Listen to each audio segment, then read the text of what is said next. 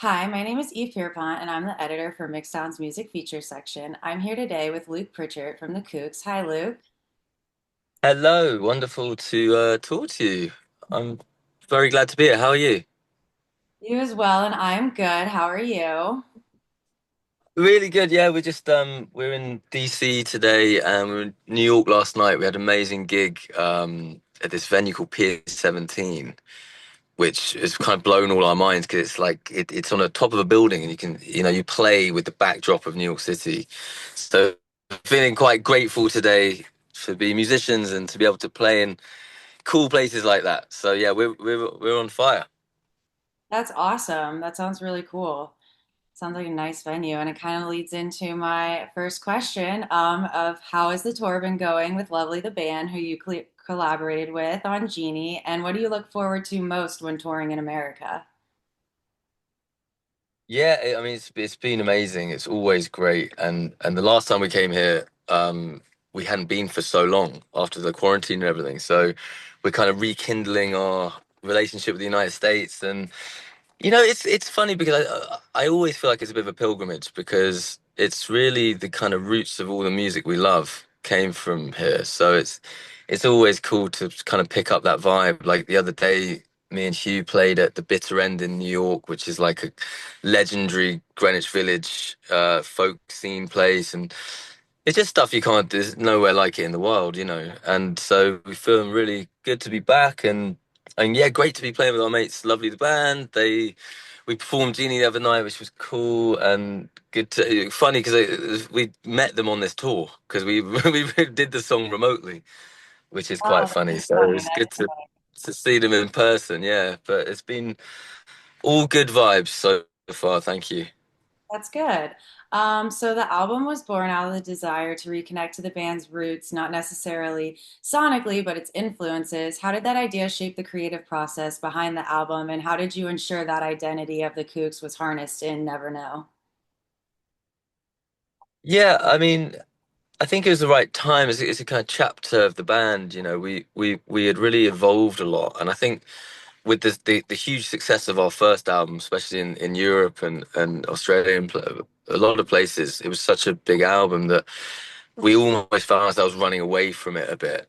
I think that's quite natural. You hear people, especially on your debut, when it goes commercially that way. So we've been trying to change our sound, and we did a kind of bluesy gospel record, and then we did it as a real synth record, and this one was just I think about doing it ourselves and getting back to the chemistry of the band, a connection between four people in a room, leaving the mistakes in there, um, or not mistakes, but the happy accidents I'll call them, and getting back to guitar music, guitar roots. So we just stripped it all really back. I mean, we had a bit keys, but also the songwriting just kind of guided that because it was just getting back to I really wanted to just write in my own head a bit and just write it. I literally wrote a lot of the songs in the basement of my house.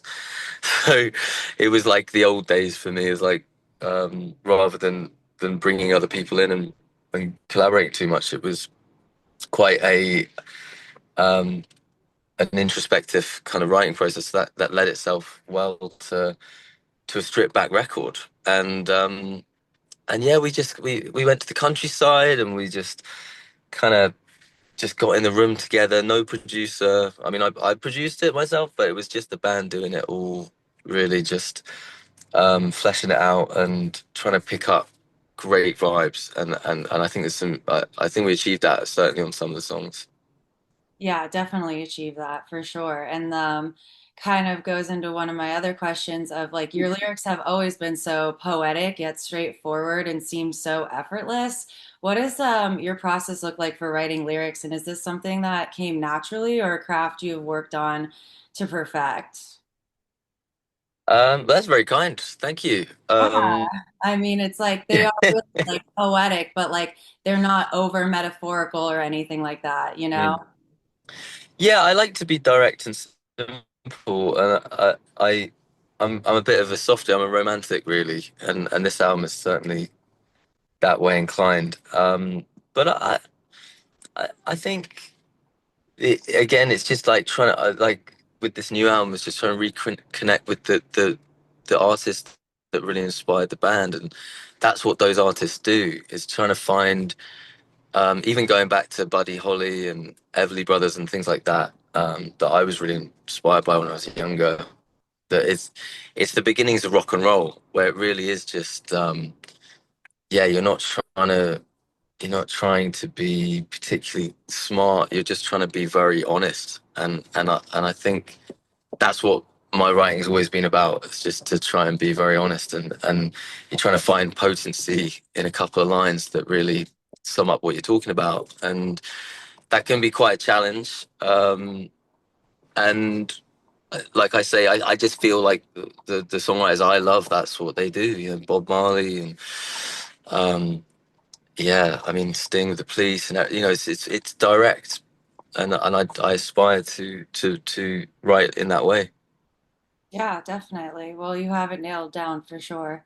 So what inspired the idea to create an album with the title Never Know Beyond the Obvious? Like we never know what's going to happen. What is the deeper meaning to you?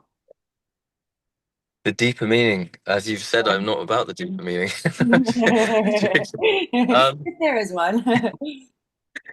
yeah, I mean, well, yeah, I think that the the kind of essence of all the lyrics on the album is about positivity and grounding and trying to let things happen and trying to be in a kind of flow state and to be grateful for what you have. And so I think never know if I was really what it means to me is how you can flip your perspective. And that's something that happened to me big time. It's just kind of having, particularly my wife, but have people come into my life and kind of allow me to flip my perspective on life and how the small things can be very meaningful and and it is about a meet cute. You know, you can meet one person and everything can change, or one thing can happen in your life and it can be a domino, and you got to be ready to let that happen. So never know is kind of there's that like you may feel in the worst place in your life, but you don't know. It can be an instant, and all of a sudden you could be driving towards good things. Same in the world in general. Things can shift very quickly, and so that's the kind of meaning of it. And as you can hear through the record, a lot of the lyrics touch on that. Ready to let that happen. Yeah, no, definitely. It's beautiful that, and it's so true, everything you said. You can meet someone or one thing and it's a domino effect. And yeah, no, I love that. So how was it to produce most of the songs on the album yourself? And what was the biggest lesson you learned while doing it? Yeah, I really enjoyed it. I mean, there was I think I know the guys so well, and it was and I know how amazing they are at what they're doing. So for me, it was just a matter of giving space for everyone to do what they do best. And my main thing was to try and stop all of us overthinking because I'd felt like um, we'd gotten a bit into that habit, and so this one was kind of trying to get everyone to not overcook it. So, for example, when we were recording, we would do a couple of takes, three or four takes, at most, and just sort of go with the instinct. And that was my kind of style with this album, was like trying to get into that sort of place. But everyone was amazing, you know, when I because I kind of had this vision for it, everyone really supported it, and that made a big difference.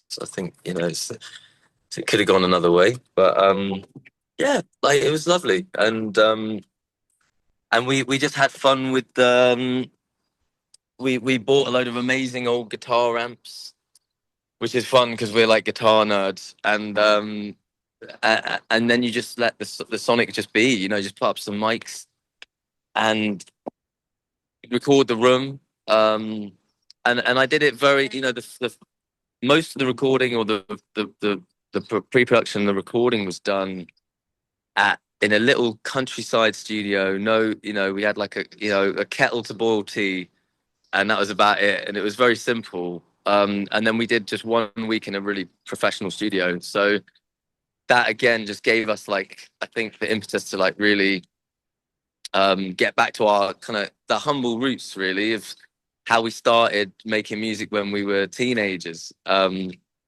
Because once you've done 7 albums, you can record anywhere. You can spend loads of time on it, and we didn't have that when we were teenagers. You didn't know what you're doing, and you didn't have any money, and you just kind of have to just do it. And so that was another part of the technique for me was to try and get us back into a debutism mindset of like just love it, just being like kids that are loving making music.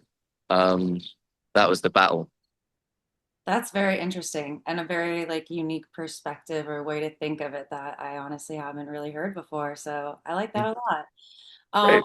yeah, where did the decision come from to do a cover of Arrow Through Me by Paul McCartney's Wings? You do it beautifully, but Well, oh, thank you so much. Yeah, it's hard. It's hard to sing. It's hard to sing. It was like, yeah. it's high.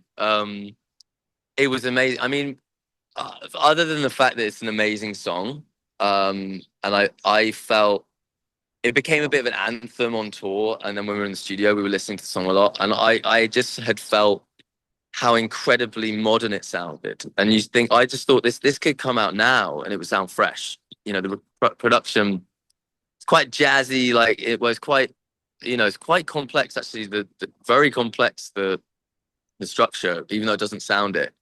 When you get into it, it's quite complex, and it's kind of almost got a yeah, it's got a like jazzy swing thing about it. But I just felt like I like the idea as well of Wings weren't very cool when I grew up, right? It was always the Beatles, the Beatles, the Beatles. Wings are kind of quite cheesy, but I always really like Wings, and I feel like now they've become really cool. You know, you hear a lot of Wings in like Tame Impala and like Rex Orange County and Mac DeMarco, all these like very cool artists. And I thought that was fun. You know, it's like, a bit of a homage to Paul because sometimes Wings don't get the props that they deserve, I think. No, it's so true. It's very true. And yeah, it has like this groovy, jazzy like feel to it. And I feel like it was just that I feel like it was a great song for you to cover. It fit really, really well. I don't know. It was the Oh, voice thanks. and the whole aesthetic. I don't know. It worked so well. Um, sorry, Chinatown actually reminds me of a Beatles song, especially when it opens. I played it and I was like, whoa, this literally could be like a Beatles record. Tell me the story behind creating and recording it.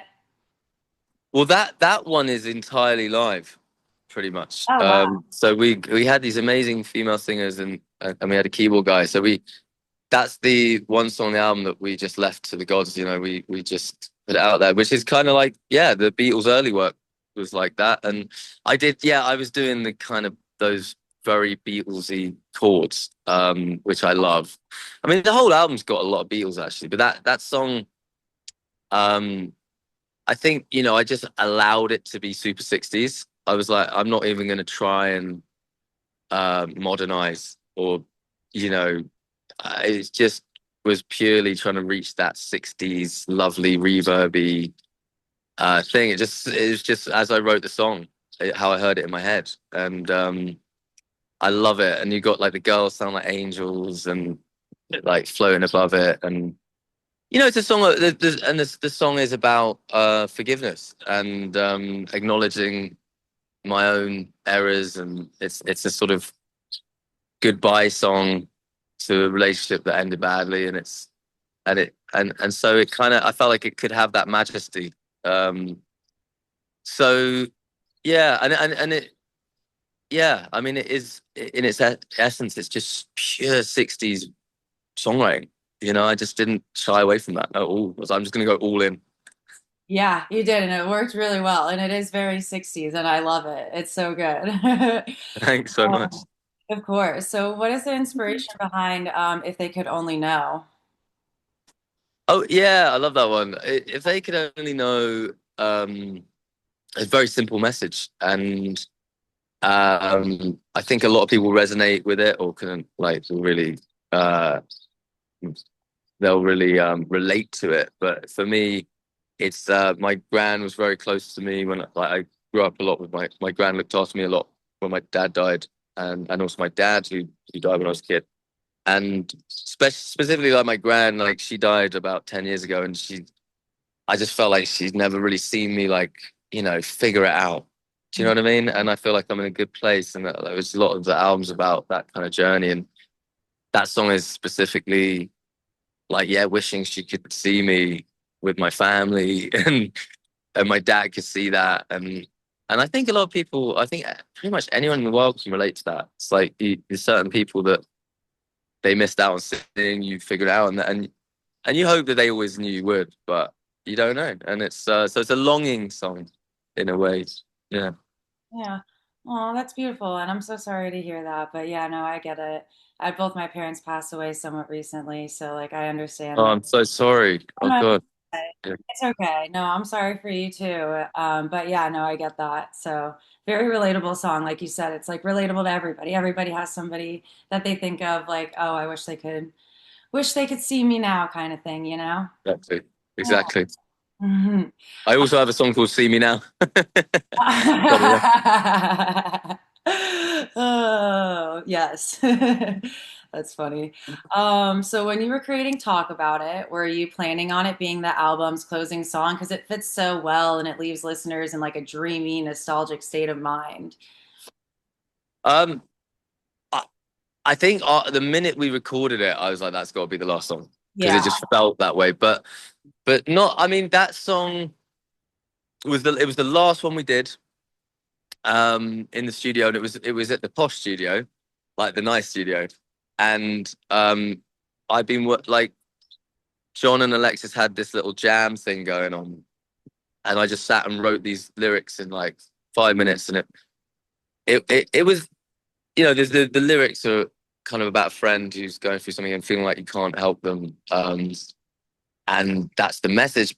But yeah, when we sat down to do it and record it, and Hugh played the Rhodes, amazing. He just came up with it right then and there, and it just had this. Yeah, it feels like a kind of nice send off, and it is positive, but it's a nice send off to the album. And funny enough, it was, yeah, the last thing we recorded, the last note we recorded in the session. So that was kind of cool. Yeah, that is cool. So how was it to work with Jay Lloyd on Echo Chamber? Yeah, amazing. I mean, he's a friend. I mean, we're mates really. And we've known each other for a while. We connected because we both work with a producer called Inflow. And so we shared our stories of working with him.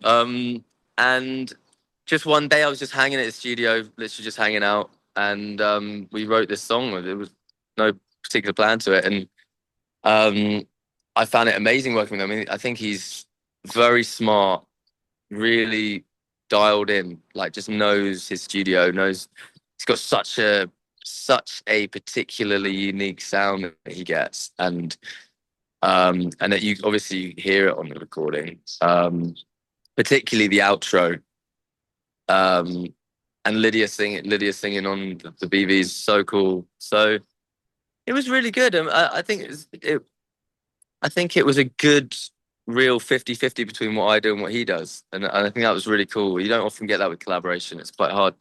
But it somehow sat right in the middle of what we both do. And I think that's really good. And that's the only song we ever wrote. But we're mainly friends. So but I'm sure we'll do something again. But he is a very, very cool person to work with. I mean, he's very particular. He makes decisions very well. I like that. And he's one of those doers. He doesn't sit around. He's very quick, and I Mhm. like that. I'm quite like that as well. It just doesn't like to pontificate. He's just like, let's get the vibe. If it's good, great. If not, let's go to the pub. You know? Yeah, yeah, no, I get that. That's awesome. And like you said, like I was like listening to it compared to like the other songs like Hard, trying to see if like you could tell if it was like produced by like both of you versus the song's just you. And like I came up with the same thing you said. It was like spot on, like right in the middle of like both of you guys. Oh, It's like very, very interesting and doesn't always get done. So that was cool. great. Yeah. The album like really showcases the range of styles you are able to weave into the Kooks own sound. What do you think the main contribution is to that accomplishment?